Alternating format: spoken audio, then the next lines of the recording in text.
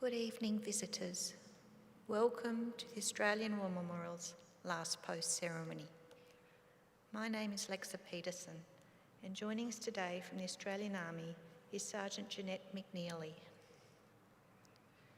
Today, the 29th of May, we mark the International Day of United Nations Peacekeepers. Australia made its first peacekeeping deployment in 1947, and since then, not a day has passed without an Australian peacekeeper serving in the field. Australian peacekeepers have served in a wide range of roles across the globe and have contributed to more than 60 international peacekeeping operations in more than 30 countries and disputed zones. From the single officer deployed to Guatemala in 1997 to the many thousands of Australians to serve in operations in the Middle East, Cyprus, Somalia, Rwanda, Cambodia and Timor-Leste, all have played a role in contributing to peace and stability in some of the world's most dangerous and contested war zones. Today, we pay our respects to the men and women commemorated here on the Roll of Honour and to the survivors who returned home. We warmly welcome veterans of all peacekeeping operations and their families who are in attendance this evening. We warmly welcome veterans of United Nations Transition Assistance Group who served on peacekeeping operations in Namibia, accompanied by Namibian Honorary Consul General Sydney, Mr. Antonio Gelanese, and also Mr. Peter Baldwin, President of the Returned and Services League of Australia, ACT branch. We welcome the veterans who have served, those that are still serving, and the families that love and support them. The live stream of this ceremony is made possible by the Returned and Services League of Australia and the RSL and Services Clubs Association. We welcome members who are watching the broadcast of this ceremony across Australia. During this evening's ceremony, wreaths will be laid at the base of the Pool of Reflection by visitors to the memorial and students on behalf of Nataria School visiting from Hermannsburg, Northern Territory. If you're able, please stand and join in singing the national anthem.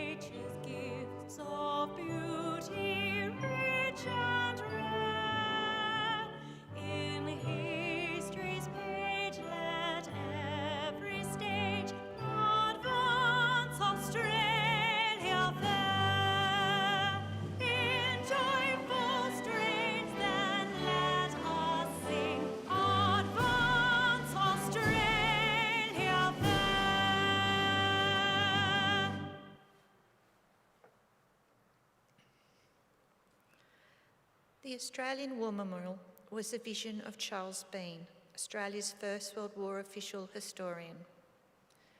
Bean landed with the Australian troops on Gallipoli and stayed with them at the front through to the end of the war. The idea of this national memorial and museum came to him at Pozières, France, in the depths of the bloody fighting of 1916. Bean's idea was that this would be a place where families and friends could mourn loved ones buried in faraway places. It would also be a place that could help all Australians understand what these men and women had endured and what they had done for us. Bean's vision, to which we remain true, is best expressed as inscribed at the entrance to the memorial's galleries. Here is their spirit, in the heart of the land they loved, and here we guard the record that they themselves made. Tonight, we will read the story behind just one of those on the Roll of Honour, which lists the names of more than 103,000 men and women who have given their lives for us in war and on operations for more than a century. But first we present a lament, Flowers of the Forest. Wreaths or floral tributes will now be laid at the base of the pool of reflection.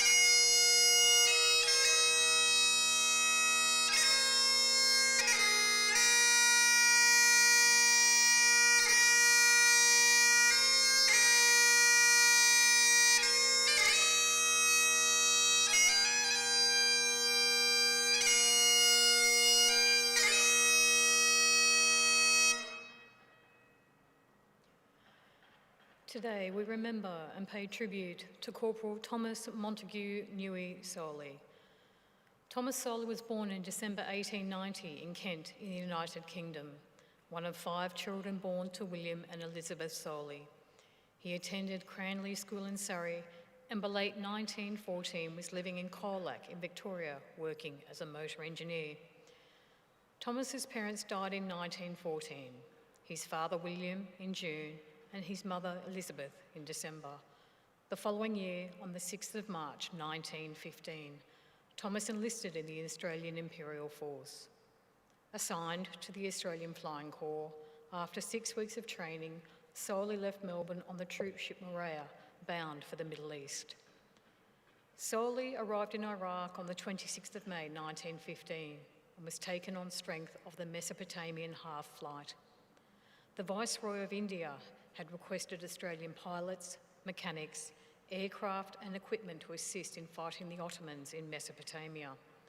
The Australian government responded by offering 4 pilots and about 20 mechanics, 2 motor vehicles and tools. This was about half the strength of a standard Royal Flying Corps flight and was thus dubbed the half-flight. 12 other air mechanics under the command of Sergeant George McAnulty arrived at Basra in September 1915 and joined half-flight. On the 21st of November 1915, Thomas was promoted to the rank of corporal. Half-flight, along with the 6th Division of the Indian Expeditionary Force, was involved in the Tigris campaign, an attempt to capture Baghdad and force withdrawal of the Ottoman army from the region. Pilots flew daily reconnaissance flights in largely unsuitable and damaged aircraft, whilst the air mechanics made constant repairs and upgrades. The 6th Division advanced rapidly from Basra to Azaya, approximately 80 kilometres south of Baghdad, capturing Kut El Amara in late September with air assistance provided by the Australian Flying Squadron. Ottoman forces then withdrew to the ruins of the ancient city of Ctesiphon, 35 kilometres south of Baghdad. Buoyed by intelligence reports suggesting the Ottoman army had no reserves at Baghdad, the 6th Division prepared to assault Ctesiphon at the end of November, supported by the half-flight. The British attack began at dawn on the 22nd of November 1915, and the 6th Division had captured the 1st and 2nd Ottoman lines around the ruins by nightfall. However, the Ottoman army responded with fierce counterattacks, supported by fresh reinforcements from Baghdad. By the beginning of December, the 6th Division and half-flight were forced to retreat to Kut el Amara, where they were surrounded by enemy soldiers. With 11,600 men trapped inside the city with no way of escaping, a siege began. 9 Australian air mechanics were trapped in Kut el Amara when the siege began, including Thomas Soley. Over the next few months, the members of the half-flight who had escaped established a base at Al-Ghabi. From here, they airdropped food, medical supplies, spare parts, money, and a millstone to the trapped division at Kut el Amara. In the city, the Australian air mechanics worked incessantly, operating the mills, grinding the wheat and barley supplied by the half-flight, and making repairs to equipment in the city. Despite the gallant efforts of the members of half-flight, who delivered over 8.5 tonnes of supplies between December 1915 and April 1916, the situation of the men trapped in Kut el Amara continued to worsen. On the 29th of April 1916, the emaciated garrison was forced to surrender to the Ottoman army. Thousands of sick and starving troops were taken prisoner and began the 1,700-kilometre march from Kut el Amara to Anatolia, Turkey. The men were tied together, robbed of their clothing, boots and personal possessions, and harassed by hostile Bedouin tribes along the march. Medical assistance, rations and water were limited, and thousands died of dysentery, malaria, ulcerated feet and exposure. Of the 9 Australian air mechanics who were captured at Kut el Amara, only 2 survived to reach the main prison camp in Anatolia.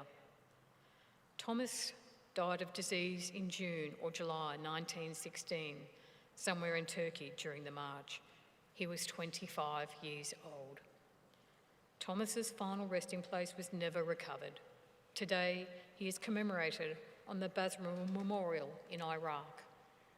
His name is also listed on the Roll of Honour on my right, amongst more than 62,000 Australians who died whilst serving in the First World War. A photograph of his name on the Basra Memorial is displayed today beside the pool of reflection.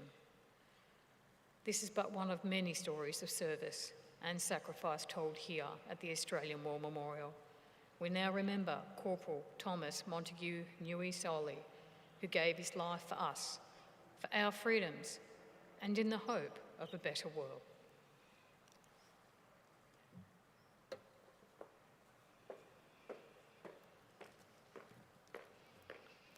Please stand for the reading of the ode and sounding of the last post.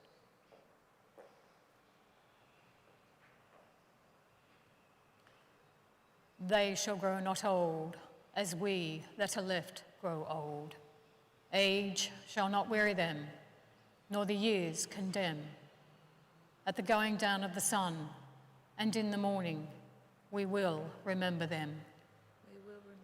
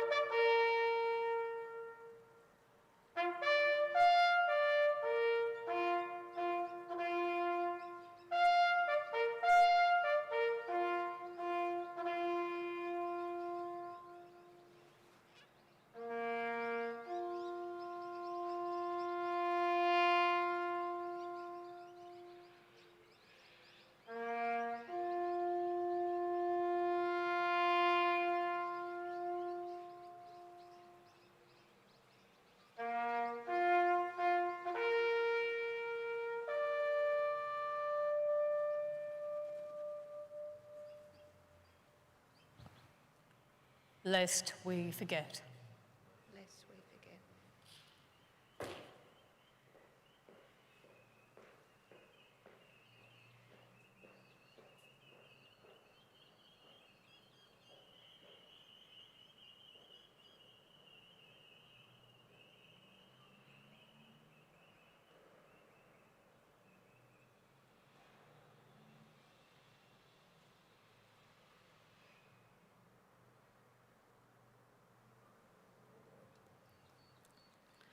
We leave you this evening with the words of the memorial's founder, Charles Bean.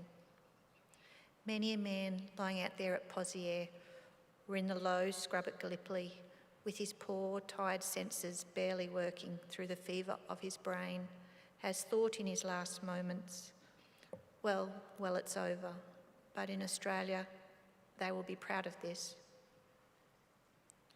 Ladies and gentlemen, that concludes the last post ceremony. On behalf of the Director, staff and volunteers, thank you for visiting the Australian War Memorial today and for your continued support during the Memorial's development project. We wish you all a very pleasant evening.